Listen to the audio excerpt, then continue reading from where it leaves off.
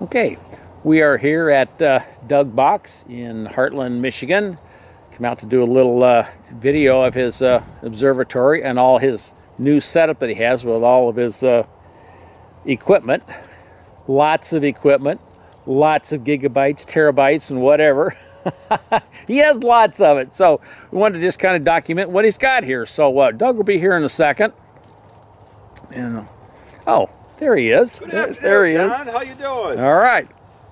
So welcome to the Northern Cross Observatory. We'll start the process from unlocking it now that it's not frozen.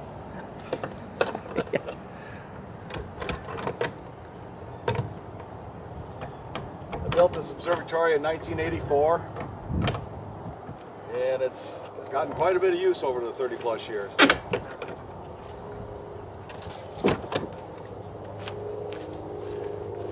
Lock the door here so it doesn't slam around.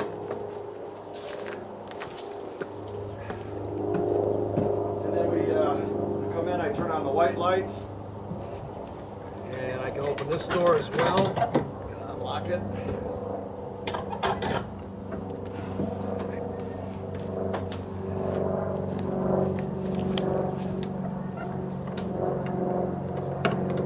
Well, now that we got the doors open, I'm going to open up the roof. So I'm going to walk back inside, and I've got this locked down with 4 pegs in the corners, so I got to pull the pegs out, these pegs. Two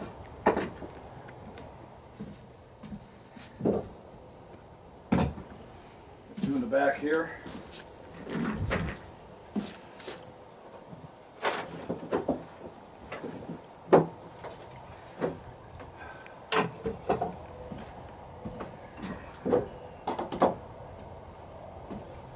Alright, should be ready to roll. Let's try here.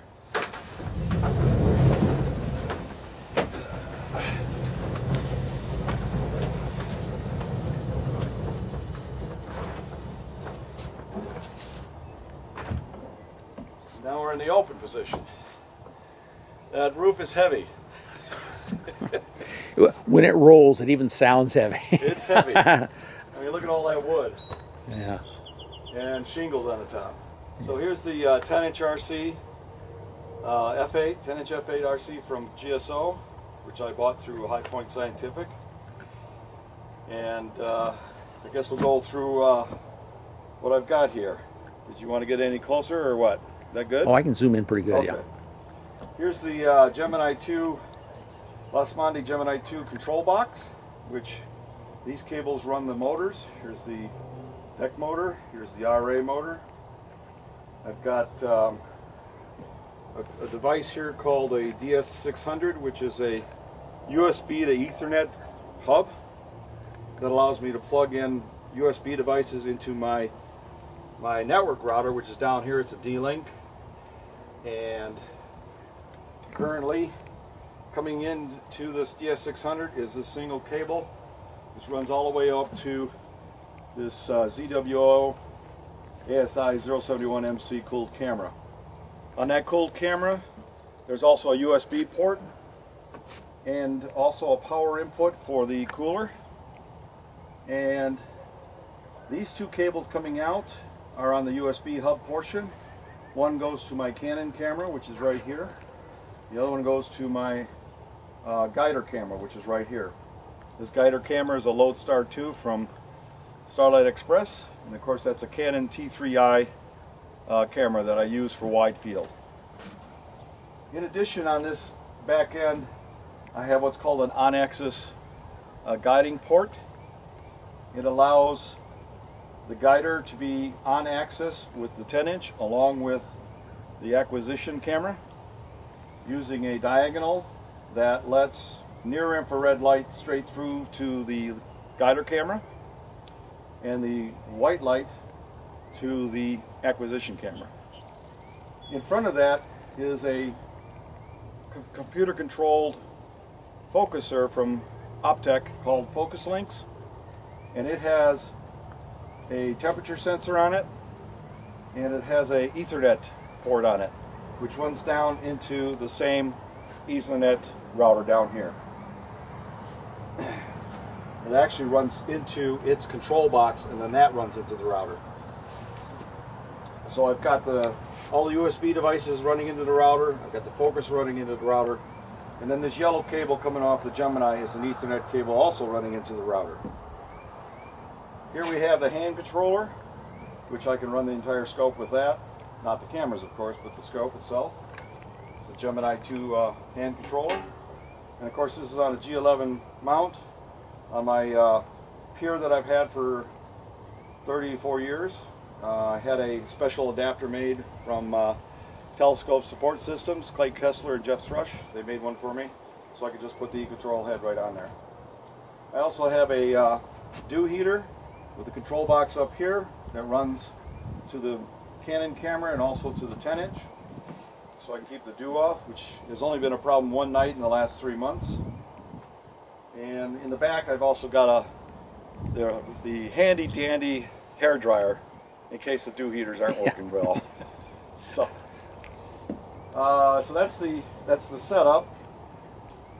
We've got a lot of power packs running various things. I've got a power pack for the Canon camera, a power pack for the ZWO, and then around the back side on the north end, all of this is plugged into a 850 watt UPS, uninterruptible power supply, which gives me clean power out here, and also a couple of hours worth of battery backup in case I lose power out here. I can still run. Yeah. And over in this corner, I've got my laptop.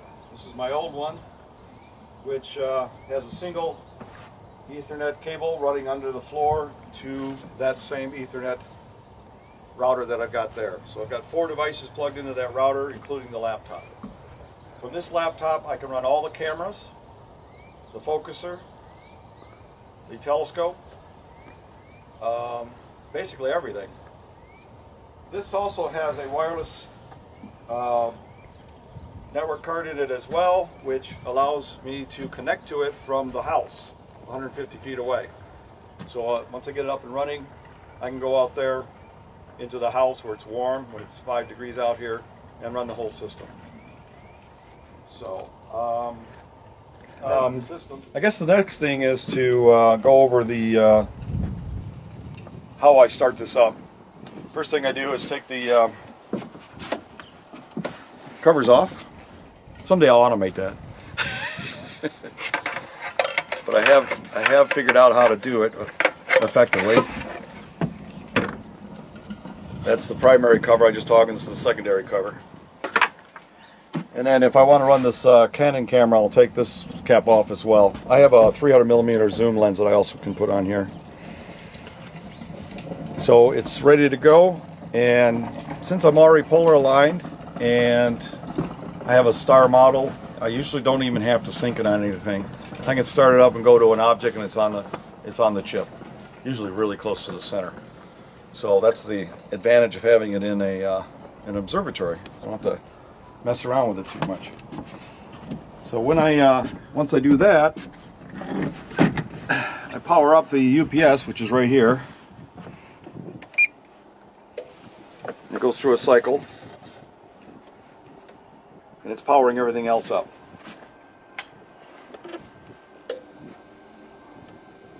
Router's coming up, DS600's coming up, the Las Monde is coming up.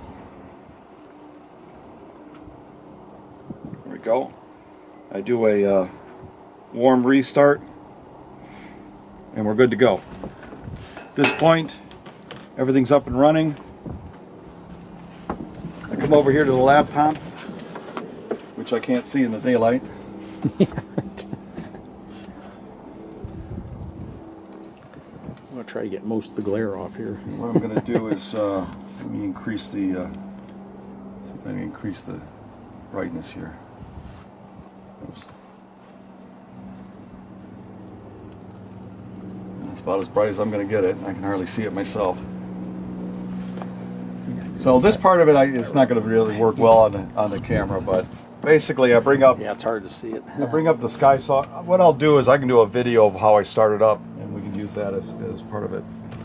But when I start it up, I bring the sky up, and I connect the sky to the mount, and then I select an object to go to and just say slew, and it slews to the object. At that point, I then have a piece of software called SV Virtual, which goes out and sees the 3 cameras. It says they're available. I connect all 3 of those, and then I bring up APT tools, which is astrophotography tools, connect to the ZWO camera, and then connect to the mount and the focuser.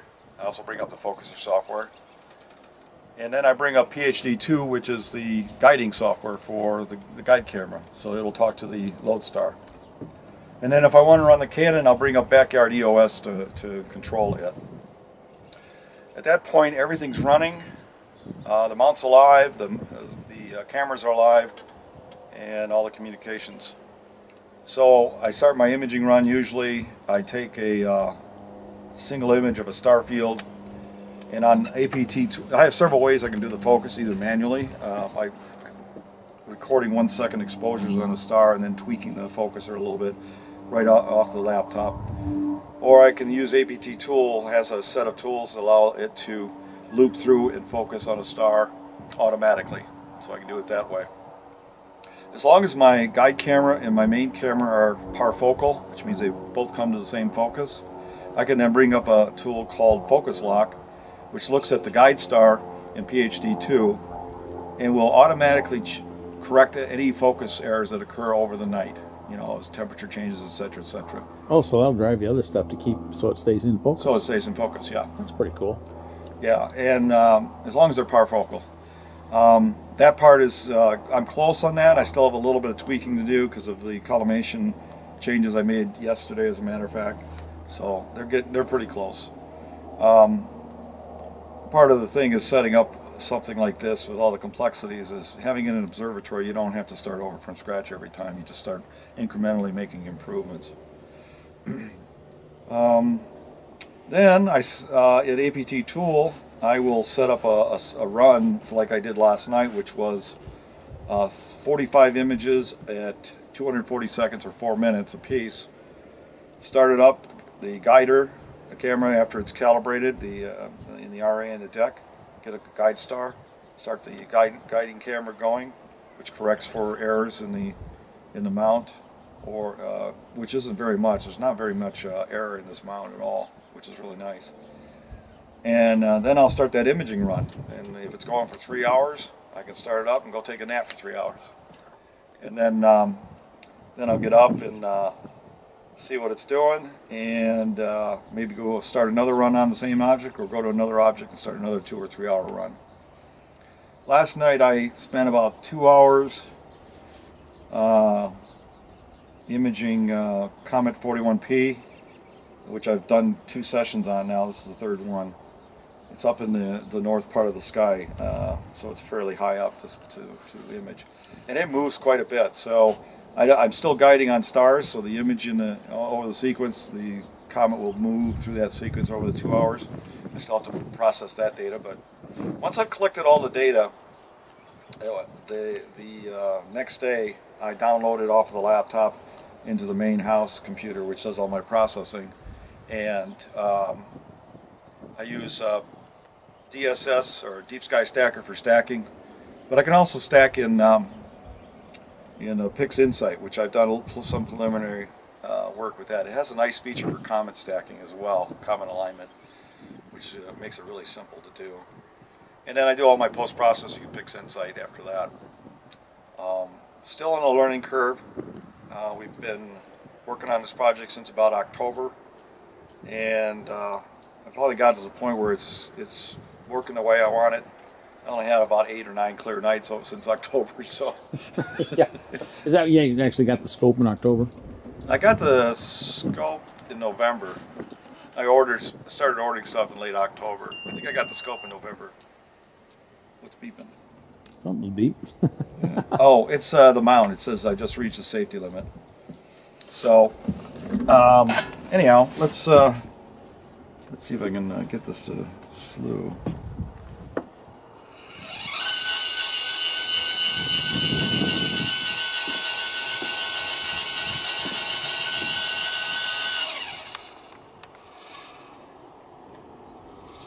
I'm just using the hand controller, but I can do all of this from the software in the laptop.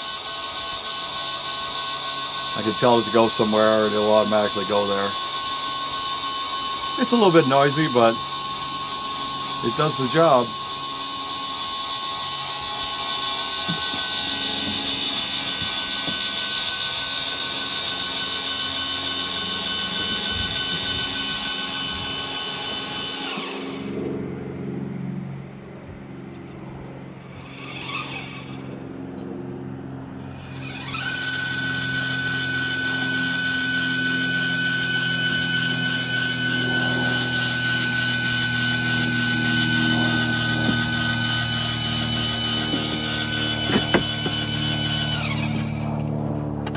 There's the setup. Give you an idea of the scale. I'll stand next to it. Yeah, I was going to say. I was going to ask you. Yeah, it's not a big. It's not a big scope. It's a 10-inch. They make 12s, 14s, and 16 from GSO. I bought this because it marries well with the G11. The G11 has a 60-pound load capacity for the optical side, and a total load capacity with weights of 100 pounds. If I wanted to go with the 12 or the 14, I would have had to get. Well, the 12, I would definitely have to get the Losmandy Titan, which has got a 100-pound payload. That would have worked, but it was between the combination of the 12 and the Titan, it would have cost me $4 grand more. So I decided the 10 was just fine. Oh yeah. So let me move back a little bit and get a little better perspective of you in the scope here. It's like, let me move back here without dumping myself off here. Okay, there we go. Yeah, that's pretty good. Yeah. And then when the night's over and I'm all done, from the house, using the Gemini software, which also talks to the Gemini itself, I've got the Gemini software in there, I can control it. In fact, the Gemini software has a catalog of objects as well. I didn't even need to use the Sky to do this. But since I had the Sky 6, I thought, well, that's a nice tool. I've had it for 17, 18 years. I'm going to use it. So, but from there, I can throw this into the park position.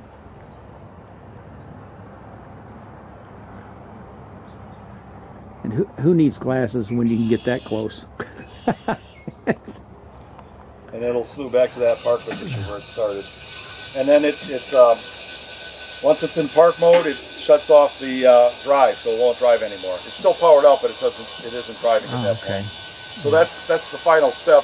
If I'm in the house and I don't want to come out here and close up like I did this morning, I got up about 6:30, came down there and set it into park mode, and then went back to bed. So the roof was open until about 10 o'clock. In the morning hours before I closed it up. Didn't get any frost last night? No frost. Well, there was a little frost on that case over there, but there was nothing on the optics that I could tell. So, you have any questions? Well, from a visual observer, no. By the way, I have had an eyepiece in this when I first got it, and visually it works pretty nice. It does hold an eyepiece. Yeah, it does hold an eyepiece. It's about the same, setup as my 10-inch Dob as far as, light gathering. So, actually a little bit less than my Dob. It's got a bigger, as you can see, it's got a bigger secondary on it. Yeah. Now, Doug, if you wanted to change this over to visual, how long would that take? It would not take long at all. All I have to do is these 3 screws on here that hold this unit, unscrew them and pull it out, set it over there, and then get my diagonal, which I think is in here. I got lots of stuff. Oh, by the way, this is the Losmandy tripod that comes with it, which I've only used once, and that was up at Boone when I first got the system. Remember, I took it up there? Yeah. But I put this Teleview diagonal in place of this diagonal, and then I have put my eyepieces right in there. So it's like what? Oh, that's a pretty quick change. 2 minutes. Yeah. And the focus will be pretty close to the same because they're about the same size. So that's what I would do for visual. I just replace this part of it with this diagonal.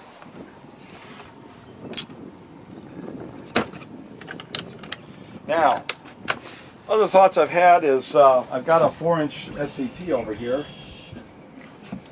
which I can also put that diagonal in. But I can also put any one of these cameras, this camera or this camera, onto here and shoot through this. This is a 4-inch f10, which is about 1,000 millimeter. And it'll still focus, no problem? No, I've been able to focus with it. This is an extension. If I needed to get further in focus, I take this out and use a shorter one. Actually, this is a 1 1/4 adapter right here, so this would just come out and I'd put the camera right in here. If I needed to get further in, I've got this 1 1/4 adapter will go right in here, and I can run it through a 1 1/4. I haven't tried this yet with my cameras, but I've got the dovetail blocks for it, so it'll go right on here. I haven't even put it on here yet to try it because it's pretty heavy. I may not have enough counterweights. How much counterweight you have on here right now? 39 pounds. 39 pounds. And I probably, if I did this over again, I would have ordered this is a 21 pounder, I would have ordered a second one instead of, I incrementally got this, then I incrementally got this. This is the one I move when I take stuff off the top. When that camera comes off, I have to slide this up to here. When the camera goes on with the 300 millimeter, it has to be all the way down here. All the way back. Yeah. But I do have some room left to do that. If I need to, I probably won't get any more counterweights. Telescope Support Systems makes a 4-inch extension that I can put out here, and that should give me plenty. Yeah. So I'm probably done buying counterweights. This is a 21, 11, and a 7. And then, and from standing back here looking at this, I'd say that's carbon fiber. Yes, it is. It's a carbon fiber tube. It's so bright out here. I don't know if the camera's going to pick it up, but hopefully it will. I'm guessing it will. The carbon fiber. Yeah. Okay. Yeah, it's a carbon fiber tube. It minimizes thermal expansion with temperature changes. You know, the scope actually performs better than the operator right now. There is a learning curve to everything. There's been a huge learning curve on this, and I think I've learned a lot, actually rather quickly. I still have a lot to learn, so. But it's been a fun project, and it's been something I've been wanting to do for over 20 years. I tried automating a system back in 98, 99, around 2000. I had a LX200 and an ST5 camera, and the LX200 wouldn't point well enough to get it anywhere near on the chip. The chip was too small, so I went back to visual for the last 20 years, or 18 years. And now I've gotten to the point where I can afford to put something together. The technology's gotten so much better. You can buy a reasonable chip size, an APS-C size chip, which is like that big, which is on here and also on here, for a reasonable price. And you know, like I said, I could have gone with a bigger mount and a bigger scope, and I thought, no, because maybe I will take this portable someday, but for now, it's going to sit in here. Oh, I'd like to bring the video camera back for that portable move. See what was involved. Well, it's not going to move until I understand everything about what I got to do. And the more I learn about what I got to do, I'm more convinced I better not move this. Yeah. And the imaging run I did last night of M51 took 3 hours, got 1 hour and 20 minutes of good images. The reason I say that is I lost probably about a half an hour worth of images at the end because of twilight. I think we got some clouds rolled in and out in the middle section. So it's really the first hour and 20 minutes or hour and a half that I got pretty good images that I used to stack. And on that image is 5 galaxies besides M51, including an IC 4282, which is 17.4 magnitude. So at a gain of 400 on that camera, 1 hour and 20 minutes, I was able to get down to 17.4 on a galaxy. I haven't measured the stars yet, but I'll be doing that soon. As soon as I can get good pinpoint stars, I can start doing that. Yeah. Now this is a color camera, and I'm starting to realize that the kind of stuff I want to do, I should have probably gotten a monochrome.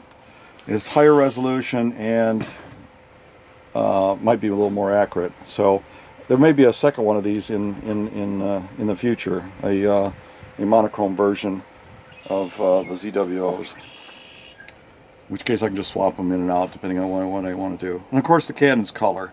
And actually, the first couple of nights you were out here, I had this Canon on here and was taking pretty nice images with it without even guiding. Yeah. And really sharp images, good color. I could go back to doing that if you know, if I wanted to. So we'll see. And that's about it. It's packed up, ready to go. All I have to do is power down and walk back in the house. Well, roll the roof on, close. Yeah. Yeah.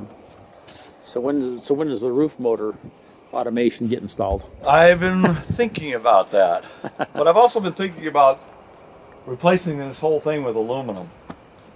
Should be lighter, and then a metal top. Might be able to get rid of about 500 pounds off of it, because I think this weighs over 1,000 pounds. And there's a lot of wood there. Yeah. Now, the good news. Let me step back down here for a second. The good news is, when we built the trucks that got the wheels on them, they're made out of steel. They have needle bearings on them. The wheels do.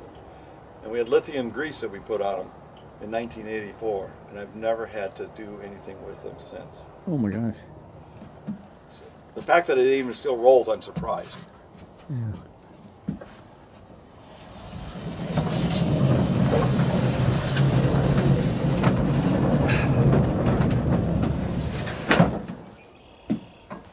Then we put the pegs back in. It always feels like this roof is getting heavier, but it's not. I'm just 30 years older. Yeah.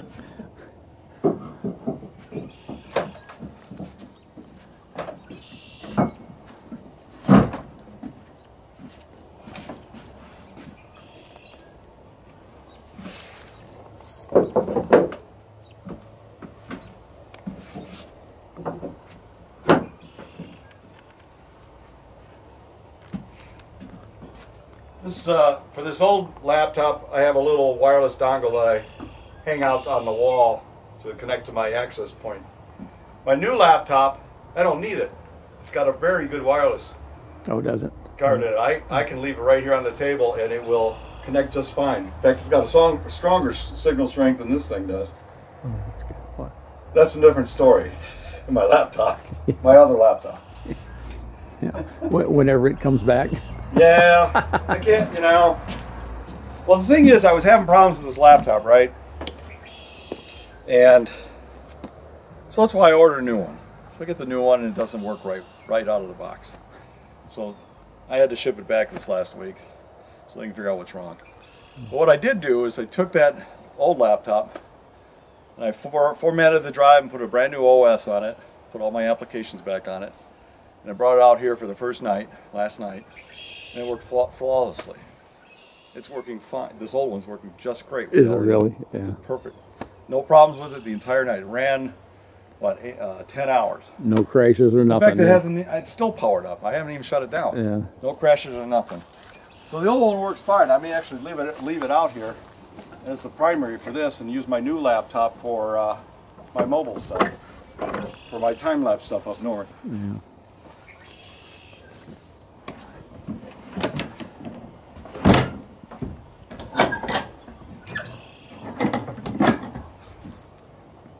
So that's that part. I'm going to power down the entire system. This was a button. And everything's powered down. So I power everything up from the UPS and powered down that way. So just one switch and that's one switch and everything's powered off. The only thing that's not powered off is this right here is a AC to DC power supply for the heaters. I didn't want that on the UPS. It's isolated. That one I would turn off manually. It's plugged right into the power. I've got a 4-plug power outlet underneath the pier, underneath the floor. I can plug stuff in right near the pier. So, and the laptop I keep up and running so that I can pull images off. It's real slow through the wireless, but I can pull images off the laptop onto my main computer in the house. That's what I did this morning. Just let it run. Yeah. And then if I ever want to deposit any software, anything back on it, I just remote desktop to it and drop it right on there. Oh, there's the other thing is these laptops all come with little cameras on them. So you can see the screen now a little better. Oh, I can see it now. Yeah. So let me get off to the side here a little bit. In fact, let's close this.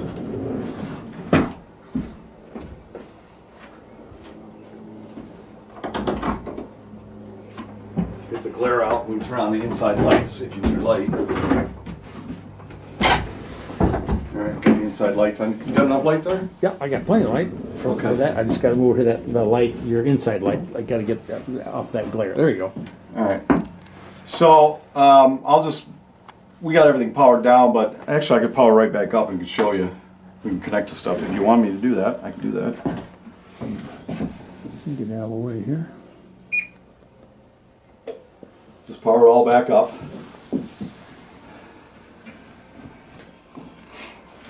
I'm waiting. I have to wait about 30 seconds so that all the communications. Everything talks to one another. Everything's talking to each other. That sound you hear right now is the focuser going all the way in and all the way out and finding the point I left it at. So the first thing I do is I start up the Sky software. And then I say connect to the mount.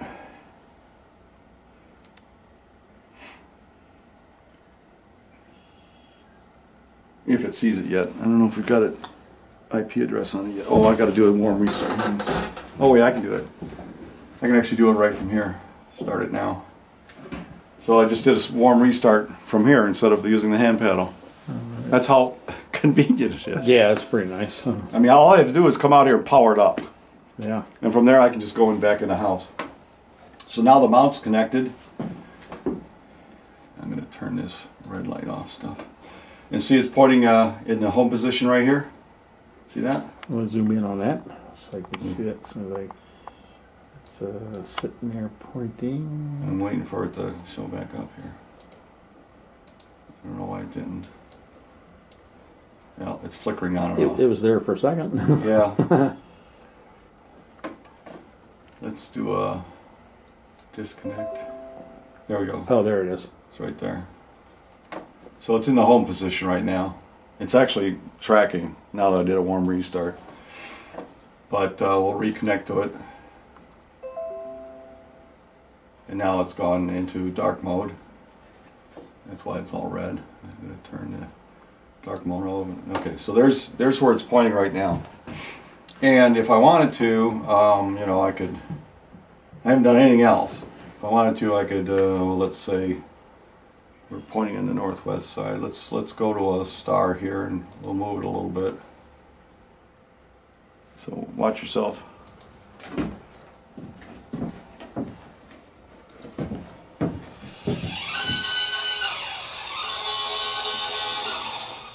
Okay? So it's pointing at wherever I put the cursor on. Right? Alright. Then the next thing, and it just finished up. The next thing I do is I start up the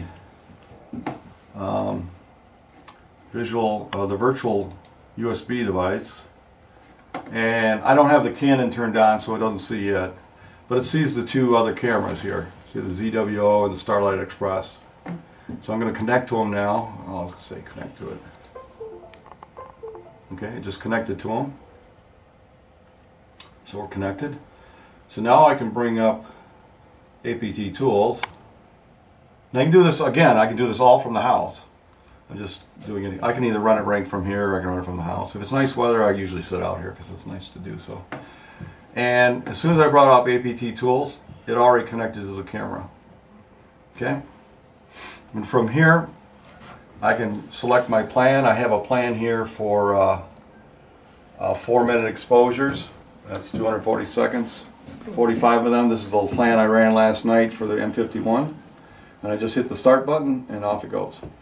But before I do that, I usually go to PHD2 and like this, the camera and the mount, because PHD is going to take the image off the Starlight Express camera and pulse the Gemini whenever it sees that it needs to correct an RA or DEC. So that's why it connects to both of them.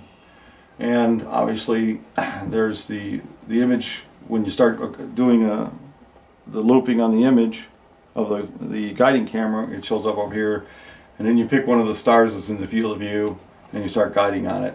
And that little star that you pick is going to show up in this little thing here, this little display window here, and then it'll start tracking once the guiding starts. Okay. So then the other piece of software I have, so this is the guiding software, as I was saying. The other piece of software I have is the thing called Focus Links, and I just go in here and verify the IP address. Okay, it's good, and then I can connect it. Now I'm connected to the focuser, and it has a temperature sensor on it, so it tells me what the temperature is right now and also where the counts are. The counts on this focuser go from 0 to 7,000, so I'm on the inner side of the focuser, and that is used by APT software when I connect the gear. I can connect to the scope also from this. So I'm connected to the scope from APT tools, I'm connected from the sky, and I'm connected from PHD2 using all ASCOM drivers. There's an ASCOM hub in the Gemini control software. So it allows multiple software pieces to talk to the same device, which would be the mount. And then I can do the same thing with the connect to the focuser. And what this does is tells me several things when I'm connected to the mount and the focuser. Over here, it tells me how many minutes away from the meridian I am. In this case, I'm on the west side, so I'm 696 minutes to the west. When I'm in the east, it'll tell me how many minutes I have left to hit the meridian. That's important to know that so that you can plan your imaging cycle before you do your meridian flip. Okay? Because at some point you're going to have to do a meridian flip. Right, right. Now in this case, I can actually, if I'm pointing east with the scope, I can go 33 degrees west of the meridian, which is quite a bit. If I'm pointing west, I can't start pointing west until I'm only 3 degrees from the meridian on the east side. Because of the way the motors are set up, it'll hit the mount. So I can actually, okay, yeah. So I can actually, when I'm pointing in the east with the scope, which means it's on the west side, I can actually take this mount scope from parallel 33 degrees further south, down, because I'm not going to hit anything. So I can actually track past the meridian 2 hours. Okay, there's probably all kind of built-in stops that you set manually set to. Yeah. But if you notice this motor sticking out on this side, this guy flips over and I can't start any sooner than 3 minutes before meridian. So I can't start over here like facing this way with the weights pointing up. Yeah. I have to come in basically right almost at the meridian before I can start this side of the capturing from the east to the west. But I can go from this side all the way down an additional 33 degrees. Yeah. So this tells me where the meridian is relative to where I'm pointing. The sky tells me that too, but this does it in real time because I'm doing imaging with this tool. And then if I want to run the Canon, I don't think I put this up here. Again, I just reloaded this last week. Where is it?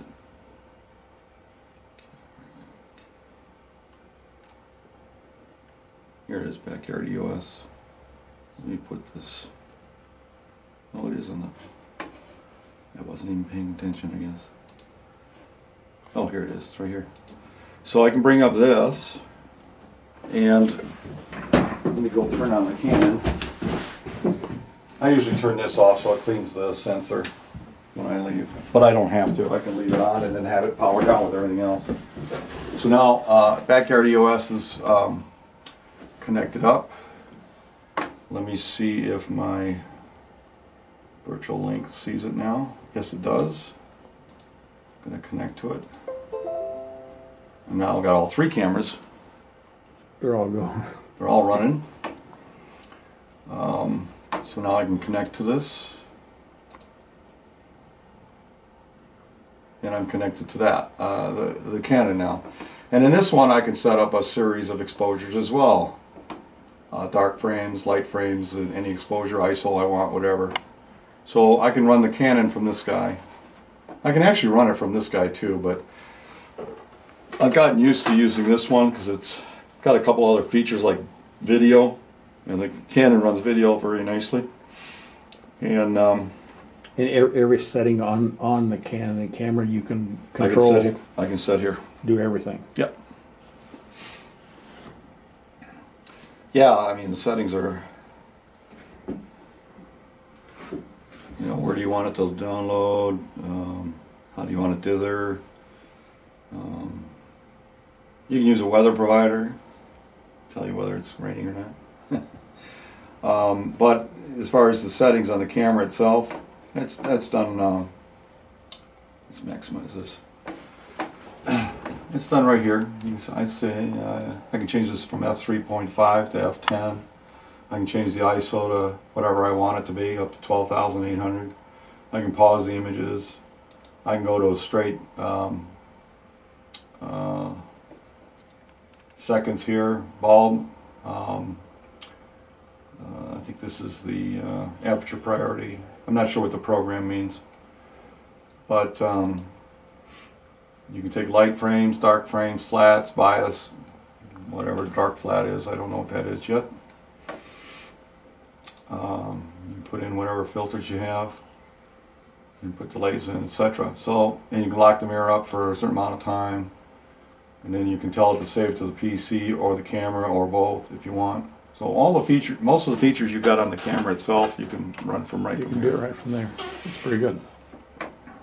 This also has a frame and focus, so I can focus it. Now the only thing I can't do with this Canon, if I'm using its lenses, I have to manually focus that, and that's a challenge.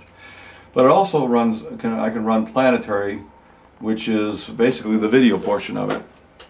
So I can take 1,000 frames in a matter of minutes of a planet. If I had it on the main 10-inch, yeah, I could run video with that. Now supposedly I can run video with the ZWO, but I have never tried it, so I don't know that yet. Yeah.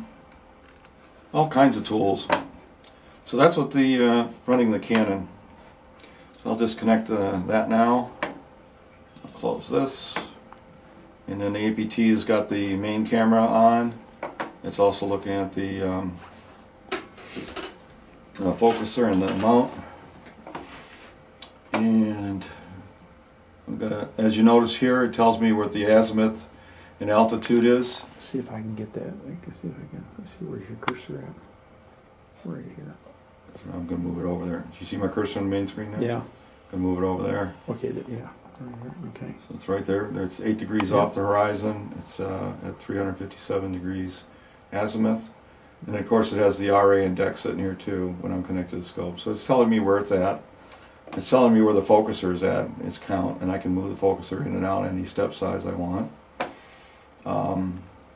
I can use this actually to go to objects, but I prefer to use this guy. It's more visually intuitive. So that's the quick rundown. I'm going to terminate the link. Actually, I'm not going to do that. I'm going to do this back. Let me see something here.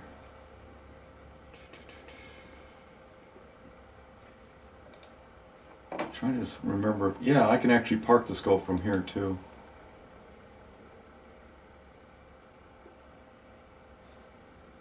Yes. And actually, I don't know if that works from here. I do know it works from here. Oh, this is the other thing I do that I use sometimes. Oh, wait a minute, what is it? Oh, it's over here. Sorry. I want to bring up the hand controller.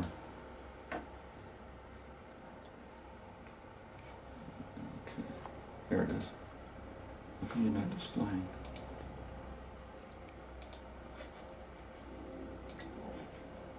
That's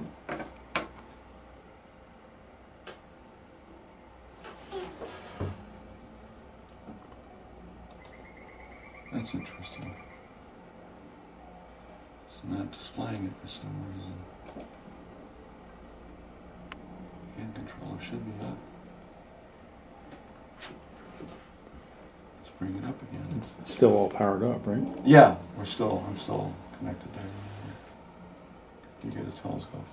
This is the configuration of the Gemini system from the that I can manage also from this the Gemini application itself.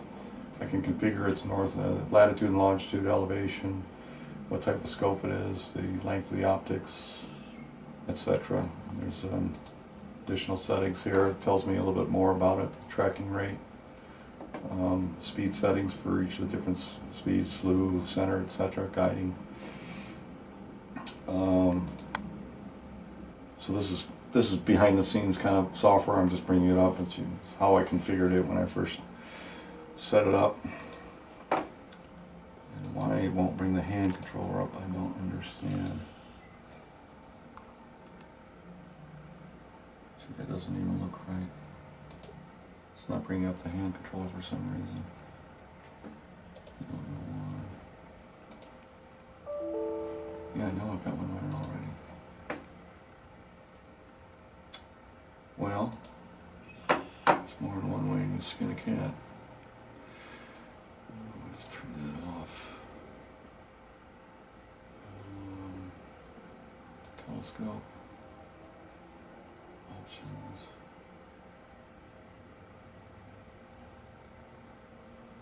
Setup.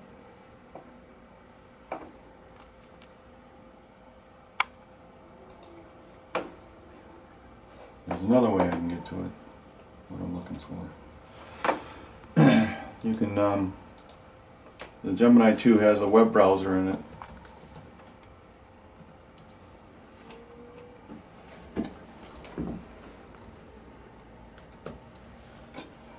Another piece of software.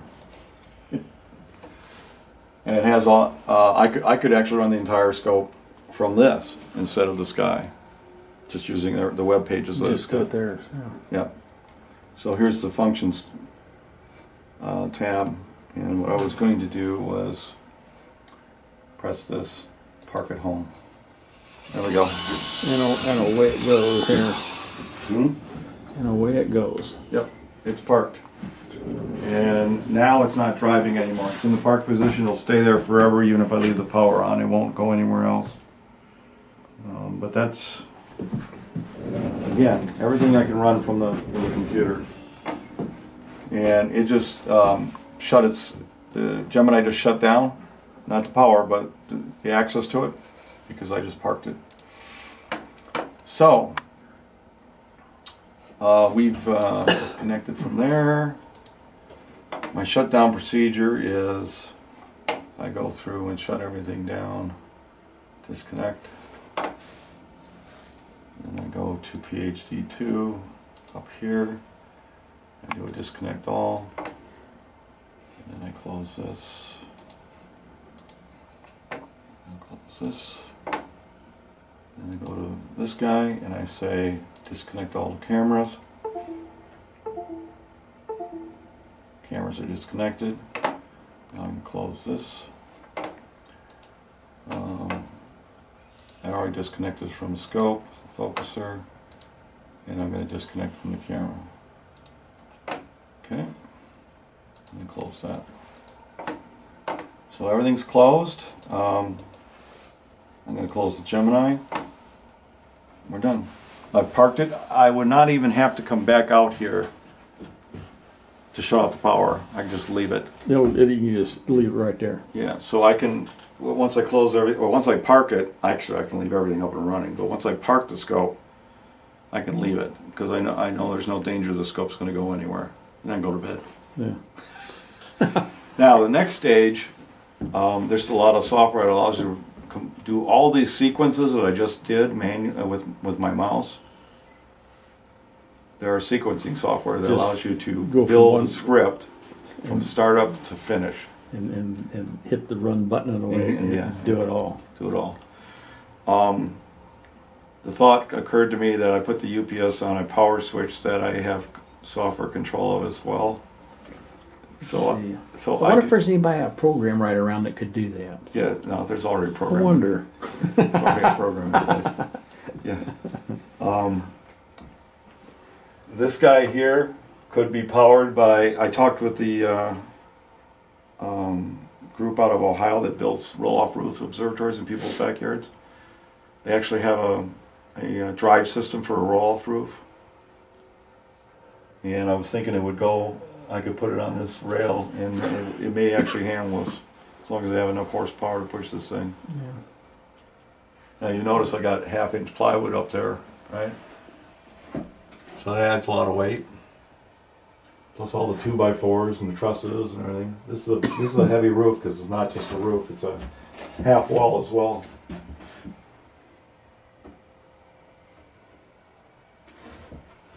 Pretty solid. Yep. So we're all set. The only thing I would do now while I'm out here is once I put the caps back on, and I just hit this button. Totally powered down. Everything's powered down. Pretty cool, Doug.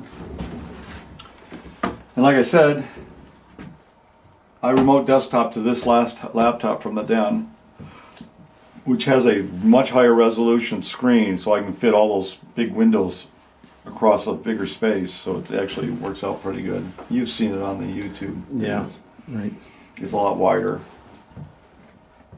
What's interesting is this thing is working now, so I'm not willing to get rid of it.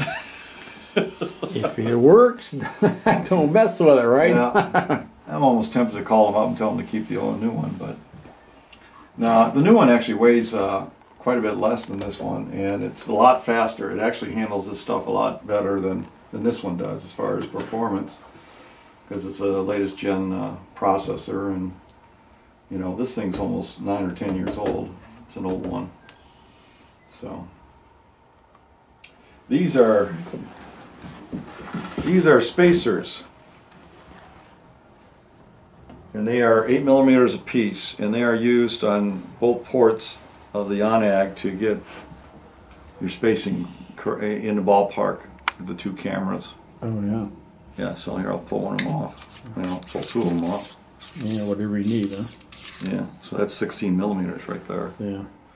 And that splits in half, but I can't do it. My hands aren't strong enough. Actually, I must have tightened these way too much because I can't get them off.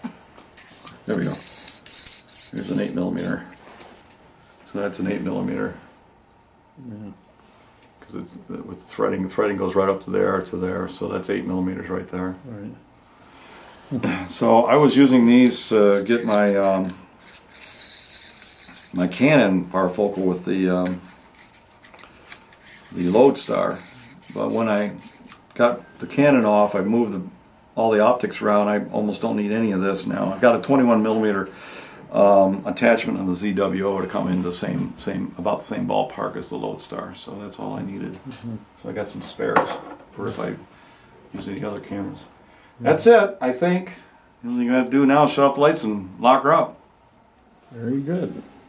Thanks. All right. And now we've heard the story and seen all the equipment. Yep. So, all right, very good. Clear skies. Thanks. Yep.